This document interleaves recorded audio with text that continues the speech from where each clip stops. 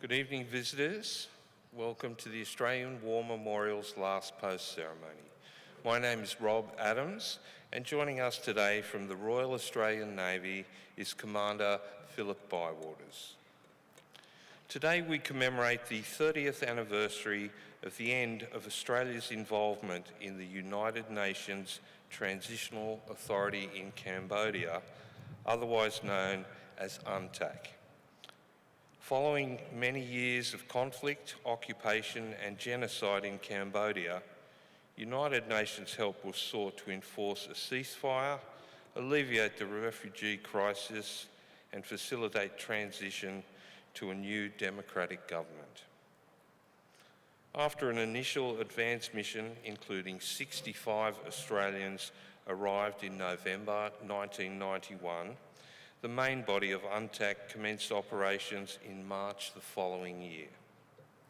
The military component, numbering some 16,000 personnel from many nations, was commanded by Australia's Lieutenant General John Sanderson. After elections were successfully held in Cambodia in May 1993, UNTAC was gradually withdrawn.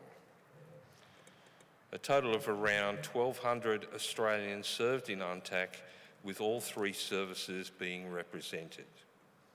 On this day, 30 years ago, the contingent was welcomed home with a parade in Sydney. This evening we welcome the veterans who have served, those that are still serving, and the families that love and support them. The live stream of this ceremony is made possible by the Returned and Services League of Australia and the RSL and Services Clubs Association. We welcome members who are watching the live stream of this broadcast across Australia. During this evening's ceremony, wreaths will be laid at the base of the pool of reflection by visitors to the memorial. If you are able, I now invite you to please stand and join in singing the national anthem.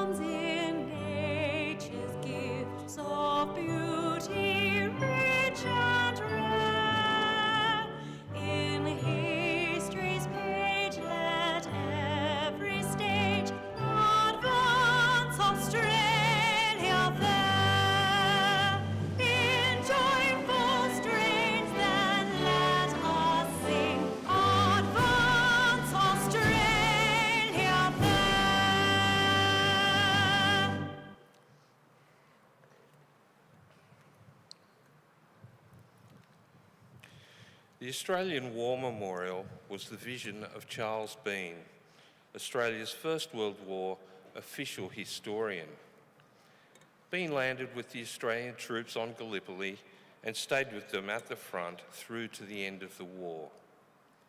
The idea of this national memorial and museum came to him at Pozières, France, in the depths of the bloody fighting of 1916. Bean's idea was that this would be a place where families and friends could mourn loved ones buried in faraway places. It would also be a place that could help all Australians understand what these men and women had endured and what they have done for us. Bean's vision, to which we remain true, is best expressed as inscribed in the entrance to the memorial's galleries.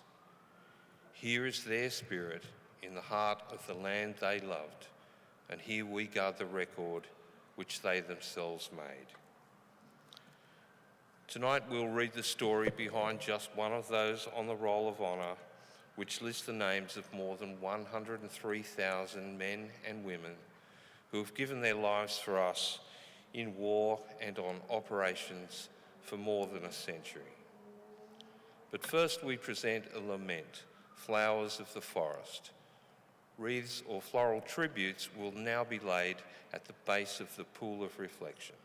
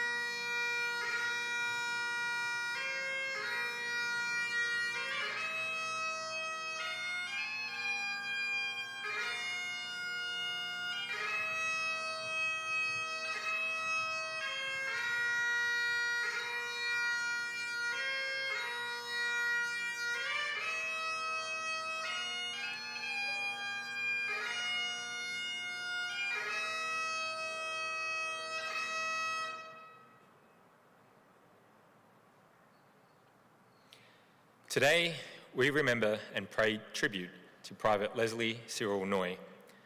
Leslie Noy was born in Adelaide on the 6th of April 1896, one of 10 children born to pipe layer William John Noy and his wife Louisa. Leslie received his early education at Glenelg Primary School, where he was a member of the cadets program. He later gained employment as a bricklayer and was a volunteer in the Citizens Forces when the First World War broke out in 1914. Leslie Noy enlisted in the Australian Imperial Force on the 21st of June 1915. He was assigned to B Company of the 32nd Battalion with the rank of private and commenced a short period of training in Australia. He embarked for active service from Adelaide on the 18th of November, sailing the troop ship Geelong. After several weeks at sea, Private Noy arrived at Egypt in the aftermath of the failed Gallipoli campaign. In April 1916, he was transferred to the newly raised 48th Battalion, joining his brother Ernest, who had previously been serving with the 16th Battalion. The brothers completed further training with the new unit, during which time Leslie contracted rheumatic fever and was sent to hospital. His brother and the rest of his unit embarked shortly thereafter, while he remained in Egypt. After recovering, Leslie Noy joined his unit on the Western Front at the end of September 1916. He spent the rest of the year undertaking training, maintenance tasks, and routine duty in the trenches, just as the bitterly cold winter began to set in. In early 1917, Noy was reunited with his brother, who had been recovering from wounds in an English hospital following the Battle of Pozieres. As German forces began their strategic withdrawal to the fortified Hindenburg Line, Allied units eagerly followed the enemy's retreat, believing the war was perhaps drawing to a close. It was not long, however, until the withdrawal halted at the enemy's new front line near the French village of Bullecourt. The Allies planned to mount an attack to break through German lines and capture the village. Noy spent his 21st birthday in the trenches, entering the front line 5 days later. On the morning of 11th of April 1917, his unit attacked, gaining cover from tanks rather than artillery. As the men jumped over the parapet, the tanks proved ineffective and the attacking infantry were left exposed to murderous enemy fire. One of Noy's comrades described the attack, writing in a letter home, "I tell you, it was hell let loose on that day. Our guns opened fire at 4 a.m. and the air seemed to be on fire with shells screeching over us. Of course, Fritz took a tumble that we were going to attack and opened fire in return, and it was awful. When we hopped out, the machine guns and rifles tore into us. Men were dropping all around. When the officers saw the state of things, they ordered us to drop down, and what was left of us dropped into shell holes and kept low. My mate had a bullet right through his ribs, and another poor fellow who made an attempt to go back to the trenches was shot dead." Forced to retreat, Allied units suffered more than 3,000 casualties in one day. The battalion's commanding officer noted in the unit's war diary, "Had the tanks shown more pluck and initiative, I believe things would have been quite different. No words of mine can express the pride and admiration I feel for these brave men." Among the missing were Private Leslie Noy and his brother Ernest. The brothers remained listed as missing in action for several months, much to the growing anxiety of their family and friends. Their mother, Louisa, wrote to the Red Cross, "Have you had any news about my dear boys? We are so anxious about them, and we have had no word as yet, not since the 10th of May. We are worrying about them day and night, and would be so thankful if you can find out anything about them." For months, the Red Cross continued their inquiries about the Noy brothers, but were unable to obtain any certain information, concluding, "It can only be assumed that they fell unnoticed in the turmoil and confusion of the moment, and that their bodies were buried either by the earth thrown up through subsequent shelling, or later by the enemy." Leslie and Ernest Noy were never seen again. With no known resting place, their bereft parents never recovered from their loss. They submitted a poem to the Adelaide Chronicle in 1930 which read, "Where are those dear boys we can never forget, who journeyed a while with us here? Though gone from us 13 weary years, not dead to us who love them, they live within our lonely hearts and will forevermore. 13 sad years of thinking of our beautiful boys we have lost, so bright, so young, so loving, yet called away so soon. There is no death to a man that lives, only the shadows between." Private Leslie Noy was 21 years old. His name is listed on the Roll of Honour on my right, among almost 62 Australians who died while serving in the First World War. A photograph of his name, listed on the Villers-Bretonneux Memorial in France, is displayed today by the Pool of Reflection. This is but one of many stories of service and sacrifice told here at the Australian War Memorial. We now remember Private Leslie Cyril Noy, who gave his life for us, for our freedoms, and in the hope of a better world.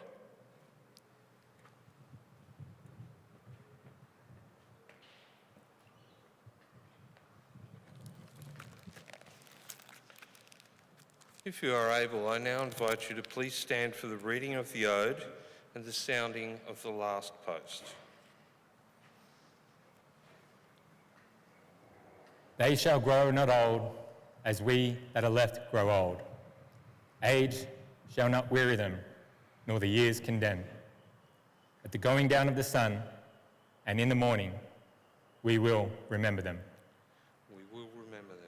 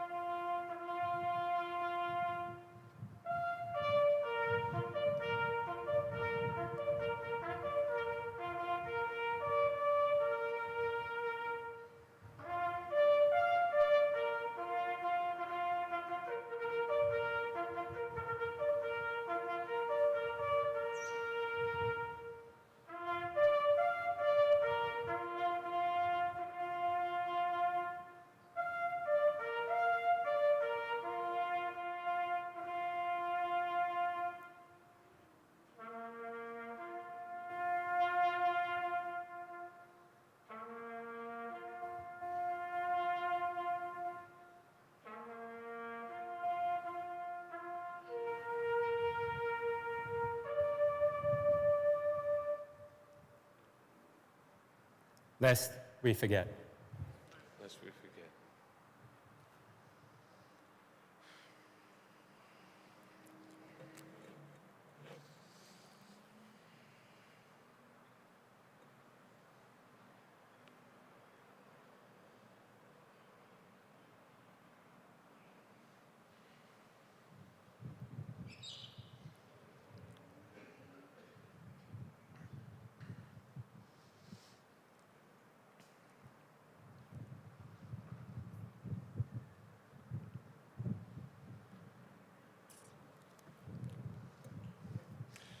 We leave you this evening with the words of the memorial's founder, Charles Bean.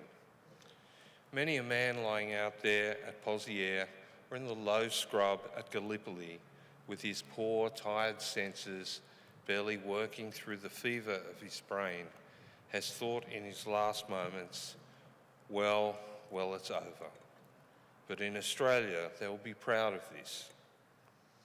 Ladies and gentlemen, girls and boys, that concludes the last post ceremony. On behalf of the director, staff and volunteers, we thank you for visiting the Australian War Memorial today and for your continued support during the memorial's development project. We wish you all a very pleasant evening.